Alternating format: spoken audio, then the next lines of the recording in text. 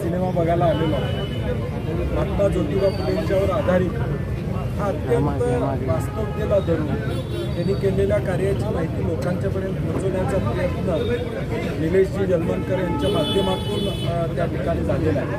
आणि मला वाटतं आजच्या या देशातल्या गढूळ वातावरणामध्ये, महाराष्ट्रातल्या गढूळ वातावरणामध्ये दिशादर्शक असा हा सिनेमा आहे तो सगळ्यांनी पाहावा अशी आमची अपेक्षा आहे। कोल्हापूर जिल्हा काँग्रेस कमिटीच्या वतीनं आज काँग्रेसचे आम्ही आमदार पदाधिकारी हा सिनेमा बघणार आहोत आणि 2 दिवसामध्ये 2 शो हे लोकांसाठी आम्ही मोफतपणे जिल्हा काँग्रेस कमिटीच्या वतीनं दाखवणार आहोत।